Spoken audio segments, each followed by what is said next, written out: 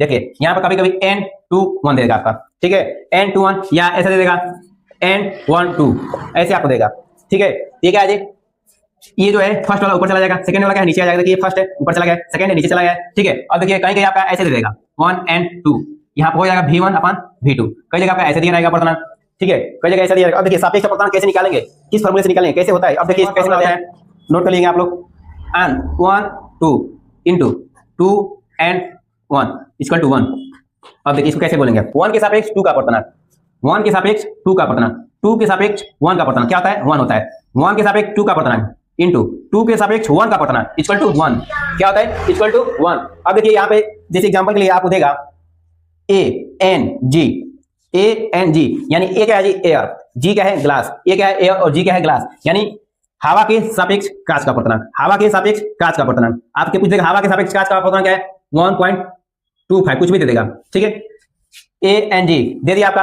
अब आपसे पूछेगा इसका क्या है, ये दे दिया, आप पूछेगा आपका G, ये दे दिया, आप पूछेगा आपका GNA ज्ञात कीजिए, इसको क्या करिए ज्ञात कीजिए, क्वेश्चन में देगा आपको, पूछेगा ऐसा कांच के सापेक्ष हवा के सापेक्ष कांच का अपर्तनांक है और कांच के सापेक्ष हवा का अपर्तनांक पूछा है, इसको उठाकर हम इस फार्मूले पर रख देंगे। देखिए ये वाला फार्मूला क्या है हम लोग का, ये क्या है, इसको ANG इंटू GNA क्या है 1, देखिए सेम फार्मूला है, फिर ऐसे इसको डिनोट कर देंगे। अब क्या है, ये हमारा दिया हुआ है और ये पूछा है ना, देखिए ये दिया हुआ है और ये पूछा है, इसको रखेंगे कितना दिया है 1.25 और क्या निकालना है, इसको निकालना है GNA निकालना है, ये क्या है 1 है ना। अब देखिए ये किधर है जी, GNA इसको निकालना है हमको, तो कहाँ जाएगा, यहाँ पर आएगा, फिर ये क्या है 1.25 नीचे आएगा, निकालना है GNA, ये निकालना है। अब यहाँ पर पॉइंट हटाएंगे तो 0 बढ़ेगा, फिर 0 बढ़ेगा, ये हो गया हमारा, ठीक है। अब इसको डिवाइड कर देंगे, 20 से डिवाइड करिए क्या होगा, GNA क्या होगा जी 4/5, ये हो गया। यहाँ इसको चाहे तो यहाँ पर छोड़ सकते हैं हम लोग, ठीक है, अगर इसको छोड़ देंगे नहीं तो इसको और आगे क्या करेंगे डिवाइड कर देंगे। ये क्या हम लोग का सापेक्ष अपर्तनांक है, क्या है सापेक्ष अपर्तनांक,